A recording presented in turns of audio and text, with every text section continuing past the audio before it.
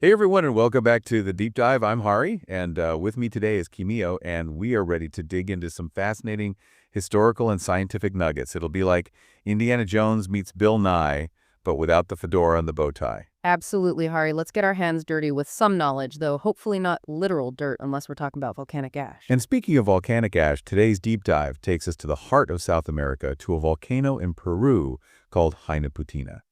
And I have to say, the story of this eruption is mind-blowing. It really is. Imagine a volcano so unassuming that nobody even knew it was a volcano before it erupted with a force unlike any other eruption in South American history. What a surprise.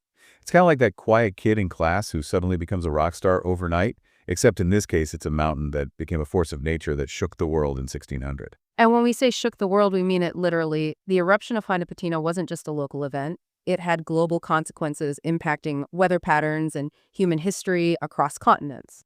That's right. And what makes this deep dive even more exciting is the mix of sources we're working with.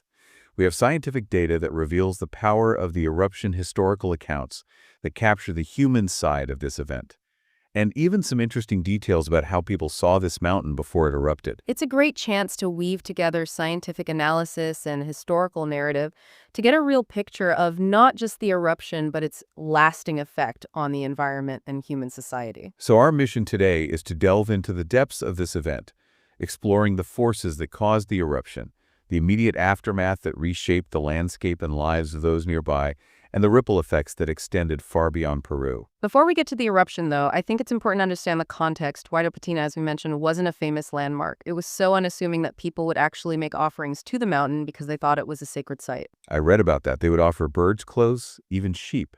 Can you imagine that? One day you're offering a sheep to a mountain, and the next day it's erupting ash and rock miles into the sky. It's a reminder that nature often works on timescales and with a power that we as humans can hardly grasp.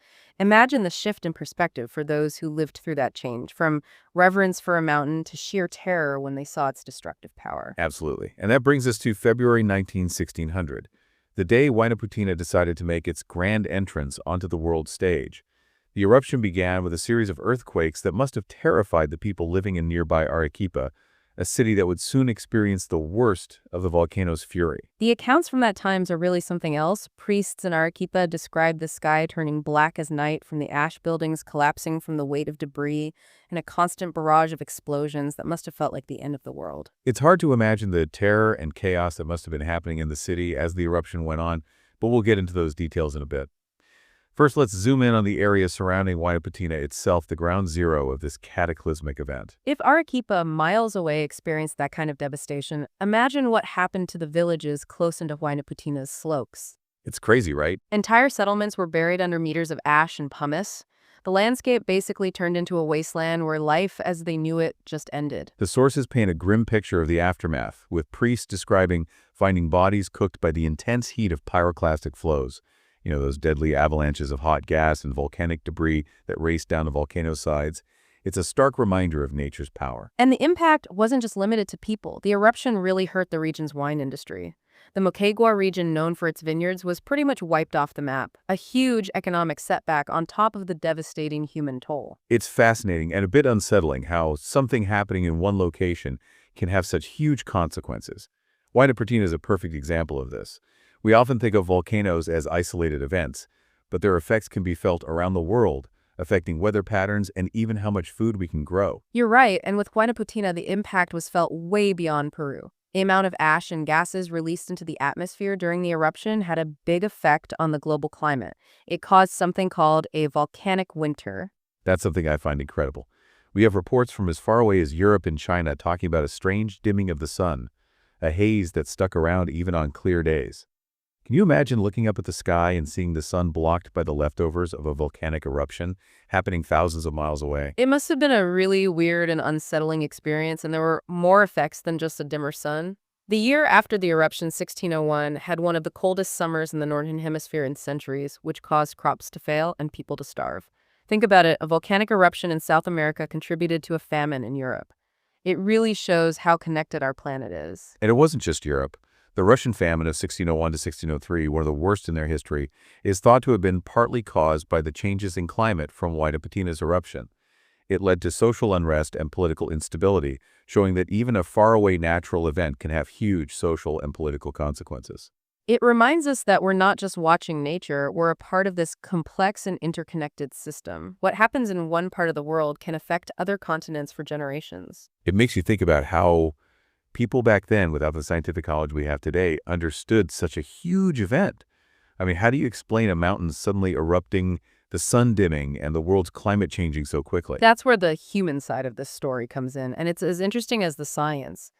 Our sources show us a mix of interpretations based on culture and belief. For the Spanish colonists who were dealing with a new world and indigenous cultures, the eruption was seen as a sign of God's anger, a punishment for their sins. It made their religious beliefs stronger and maybe even justify their actions in the New World. Indigenous populations, on the other hand, who had a deep respect for nature, saw the eruption through their own beliefs. It might have been seen as their gods being angry, a reminder of the balance between humans and nature, or even as a force fighting against the Spanish invaders. It's amazing how one event could be seen in such different ways, shaping how people think, what they believe, and even the course of history. And it shows how important it is to understand the historical context, the cultural differences, and the human stories that are a part of any major event, especially one like the eruption of Huaynaputina. Absolutely. We've dug into the past, looking at the causes, the consequences, and how people saw this incredible eruption. But what about now? Does Huaynaputina, once a sleeping giant, still pose a threat? Are we keeping an eye on it? It's a question that comes to mind after learning about an event this powerful. Does Huaynaputina still have the potential to erupt like that again, and are we ready if it does? Yeah, that's a good question. So is it still active? Well, the good news is that Huaynaputina is considered dormant right now, and unlike back then, we have the technology and scientific knowledge to monitor volcanoes and assess risks. That's a relief. So scientists are keeping an eye on this mountain, using instruments to look for any warning signs that could mean an eruption. Exactly. They're monitoring seismic activity, ground deformation, gas emissions, and even small temperature changes. All of these can give us clues about what's happening underground.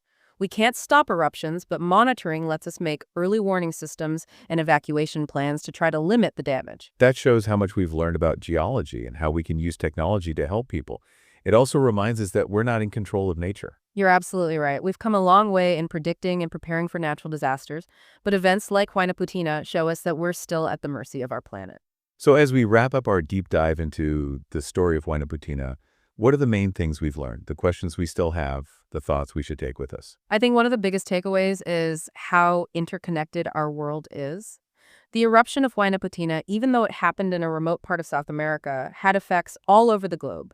It changed the climate, agriculture, and even political systems far away. It shows us that what happens in one place can affect the whole planet. And it reminds us that we need to understand our planet, its systems, and how important that balance is for life as we know it. It's like a call to take care of our environment, to recognize how everything is connected, and to respect nature. Another important takeaway is the strength of human resilience and adaptability. People who survived the eruption of Huaynaputina found ways to rebuild, adapt, and keep going. Their story shows how strong humans are, how we overcome challenges and find hope even in the worst times. And finally, it's interesting to think about how events like this shape our understanding of the world and how they still affect us today. The eruption of Huaynaputina is both a history lesson and a warning. It reminds us of the power of nature, how fragile our civilization is, and how important it is to be prepared and resilient. It's a story that still resonates today as we deal with climate change and our impact on the planet. It makes us think, critically question what we believe, and approach the future with both curiosity and responsibility. Well, that's it for our deep dive into the amazing story of Huaynaputina. We hope you've enjoyed this journey through time and science, and that you've learned something about the power of nature, how our world is connected, and the human spirit. Keep exploring, keep asking questions, and remember, the Earth has many more stories to tell.